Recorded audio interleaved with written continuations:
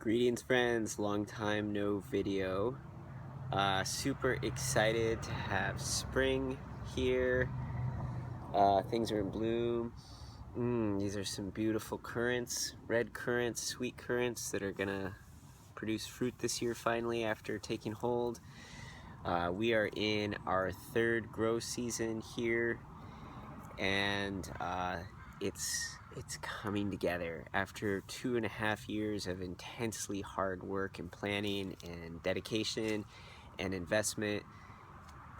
It's taking form here, and it's really cool to see that process when you work so hard on such a long-term project and you see it start to come together. It's a beautiful thing. So I have those videos coming up soon, but I'm kind of waiting for a few more things to leaf out so that the video quality is a little higher and you get to see better what's going on here and what we have growing. I've brought in so many new plants this spring, and we've cleared some new areas, and we're building new things, and vine fruit's coming in, so it's coming up. Be excited, be looking for that. So you may have noticed that I've been restructuring my social media, and I finally have some time to make a video about why that is and what's going on and what the future holds for my projects. And there's more reasons to it than I will get into here in this video, but they kind of come under three different sections. And the first is my perspective of the vegan community, where it's been, where it's going. The second is my interactions with vegans, and third is my personal experience with eating a plant-based diet. So without further ado, I just want to talk about it. Some of you know my past history, some of you don't. The first time that I went vegan, well, I first went vegetarian when I was 16. Back then, it was a thing that monks did, and I was really intrigued by Zen Buddhism, and so I wanted to emulate them, and so I went vegetarian. I first went vegan in the 90s. At that time, the vegan community here was incredibly small. Pretty much everybody knew each other. There wasn't books. There were no cookbooks. There was no internet. There was no chat rooms. There was no social media. There was one book, Diet for a New America, that had recently come out, and it was like heavily thumbed through by all the vegans. We didn't even know what B12 really was. And once you did, you had to like mail order it, or go to the co-op, and they sometimes had some. So the vegan community has really come quite a distance since then in a relatively short period of time. Also at that time, you were vegan, you shopped at the co-op, you brought all of your mason jars and your Tupperware with you when you shopped. They had a tear station where you could tear out your Tupperware and your mason jars, and then you bought everything in the bulk section. It was largely dry goods, rice, beans, pasta, and fruits and nuts. And we didn't have products. We didn't have vegan butter. We didn't have Jardine. We didn't have any of it. It just didn't exist. The big thing was you could get textured vegetable protein, and then I remember when nutritional yeast came on the scene and how excited everyone was to make cheesy sauces. So, the thing back then too was that you rode your bike to the co-op. You had baskets, and you brought all your stuff, and you didn't use packaging. Veganism was very much considered a animal rights thing at the time. In this community here, I'm not going to speak for a global community, just from my experience, but it was also staunchly environmental. And a lot of people say that now that veganism is all about ethics for animals, but my experience, my perspective is that it started from a place that was equally environmentally oriented. And sort of the philosophy and the tenet is that if it's not good for the environment, then ultimately it's not good for animals. And you can't trash the environment while you're a vegan and say that you're doing it for the animals, because it really means that you're only doing it for the farm animals.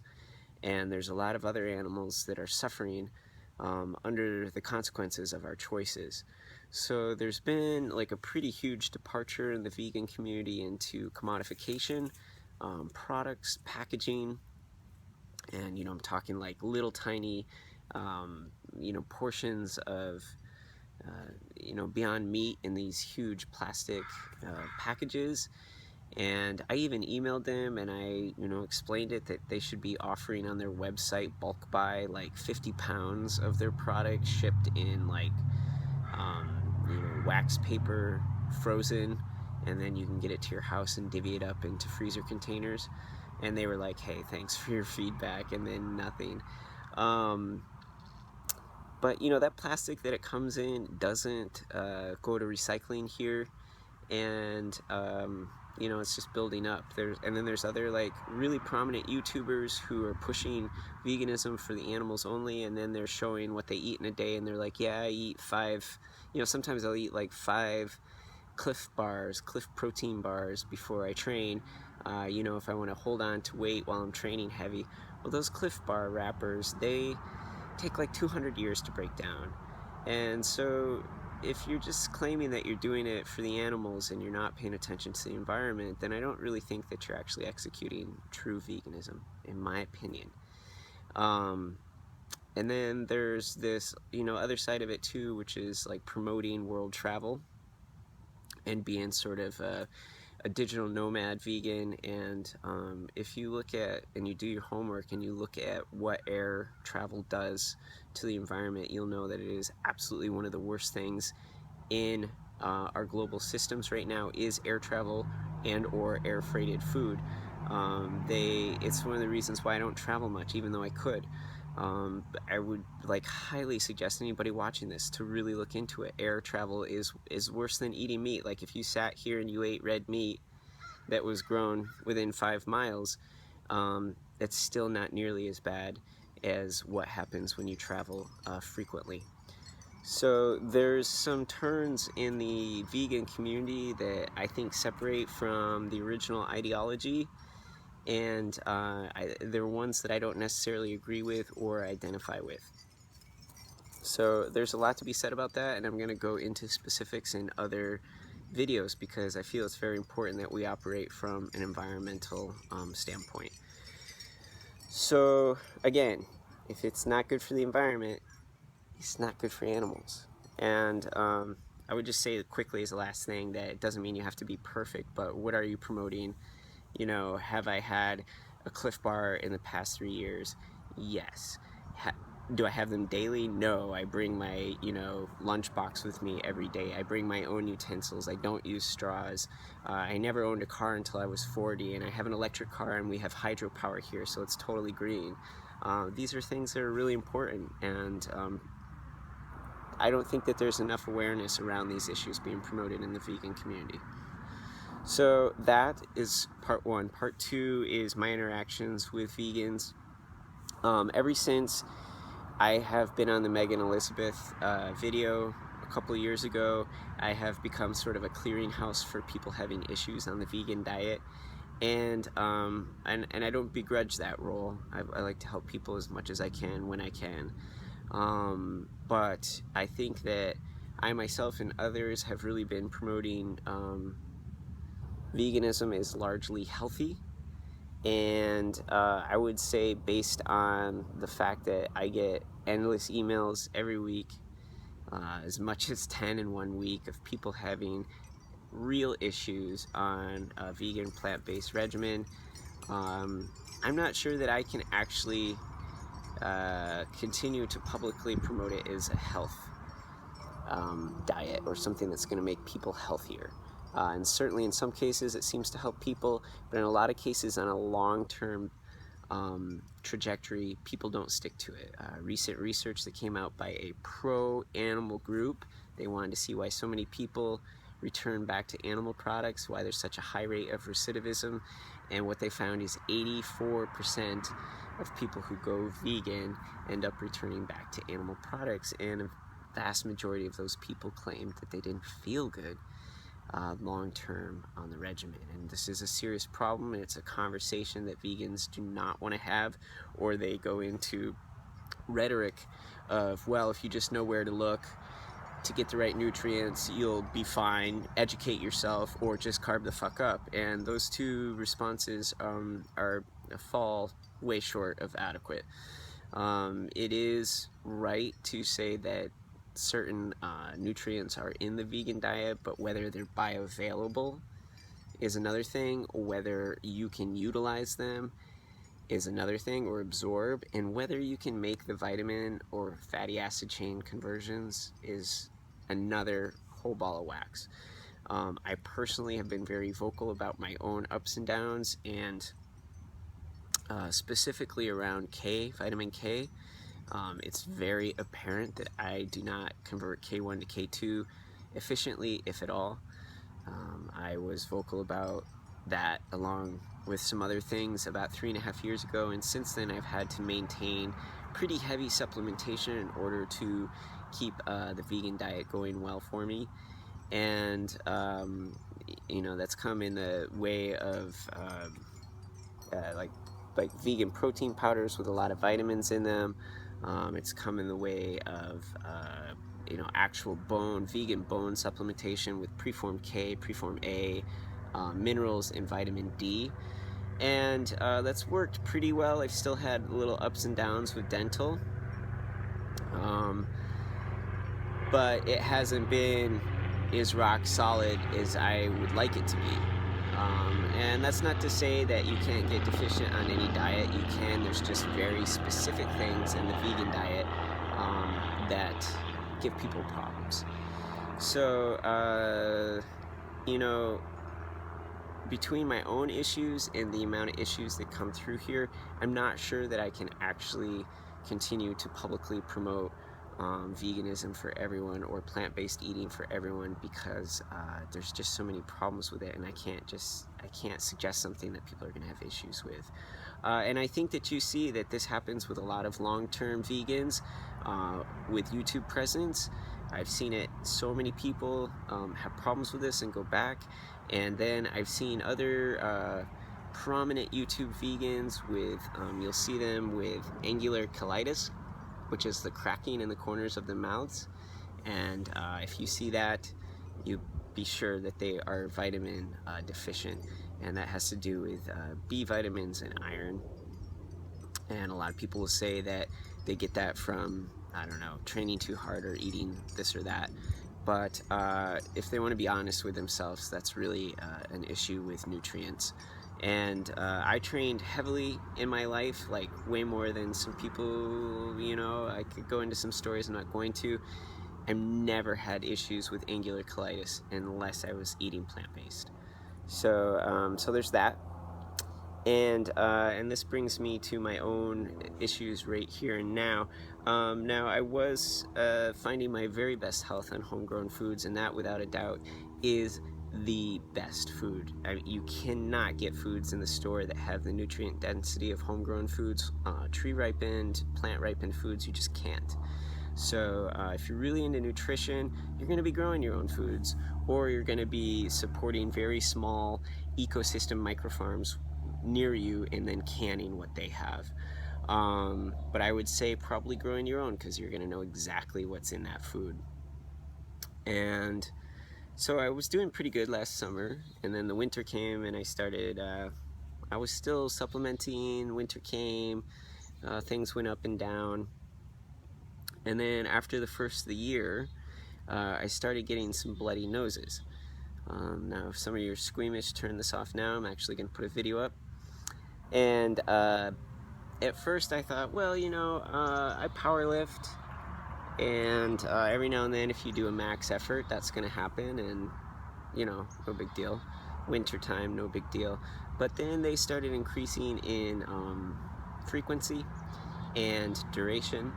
And then at one point I had 5 bloody noses in 3 days, and I got really concerned. I also was feeling very low energy, and I also got really last quarter I had a really bad illness, like a cold or whatever, and I haven't really been that sick in a very long time. So there was some systemic dysfunction that was accompanying this blood clotting. Now, this is associated with K2. K2 is a coagulant, and from everything that I've read, if you're having chronic nosebleeds, it's a deep deficiency in K2.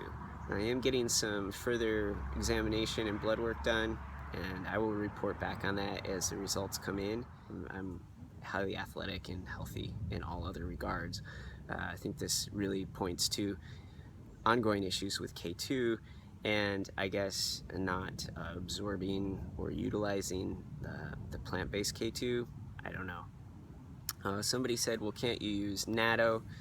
And that's if I can find it, and it's not easy for me to find. Sometimes I can, sometimes I'll drive 2 hours to get it, and when I get there they don't have it in stock, or they have some in stock that has MSG, so it's just not a regularly viable option for me. So there's that as well. Consequently, I have brought back in some animal products into my diet. It's not something that I necessarily want to do, but my biology is not wrong, and this is what I like to say about people who do not support veganism. Your biology is not wrong if you don't support veganism. It's not unethical to have biology that does not support veganism well, or long-term veganism. That's just how the cookie of biological life crumbles, and this kind of returns back to sort of the attitude of the vegan community, which has really radically changed. It used to be very inclusive and very mellow and fun-loving, and really about creating change in standard America, and it's turned into something so different now. It's just like a viper pit, I just don't identify with it. And even before, in various phases of my own process, I have never really felt very comfortable with the attitude and the meanness and the false sense of compassion that is rampant in this community. And I know you all know what I'm talking about. All you have to do is go to YouTube. So that is where I'm at, and where I'm moving forward to is I've been having a lot of fun being involved in restoration agriculture communities and permaculture communities, and that's what I really want to focus my energies on, because I think it's the most viable option for the greatest majority of people, and I want to promote what's going to be healthiest for the environment first and healthiest for everyone else second. And these are the vanguards, the people in restoration agriculture and permaculture. They are creating that future. They are creating systems that restore environments, restore ecosystem dynamics, and restore and uphold human health, and long term, and for the greater majority of people. And I think that is exciting and important, and we should all be taking notes of that. And I think that the vegan community needs to have a long, hard look at itself, and needs its own sense of restructuring. I think it's a great thing for people to do, to go vegan, even if it's not long-term, because it allows them to generate a different type of self-awareness, learn different things about the environment, and get a different perspective in life. But I think that there needs to be a really solid conversation amongst vegans that, if people physiologically have to go back to animal products to feel better, to maintain vitality, that it shouldn't be just this hate thing. There should be some better problem solving, some better communication, some global community, and some recognizing that this is a reality, and no matter how much you want to fight, you're not going to change that reality.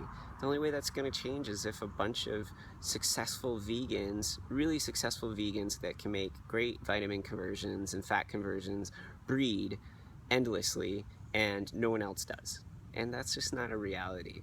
So for me, I really see veganism as one, important, and two, part of the solution. You know, anytime that you get people who can survive and be thriving on whole food plant-based, that's great. That adds to the solution. And you know, no one problem's going to have one solve all. And I think that that's a mistake in the vegan community, is thinking that veganism is the answer for all of the, you know, problems that assail us. So deep conversations, hard conversations, and I think that there's got to be some real leaders in the vegan community that are willing to go there and take that on, and can communicate that and work with the problems instead of just creating division and hate and dogma and ego and cliques. We need to be a global community now if we're all going to survive, and creating more derision and more tough love, whatever that is, that's not necessarily going to be what helps the greater majority of people.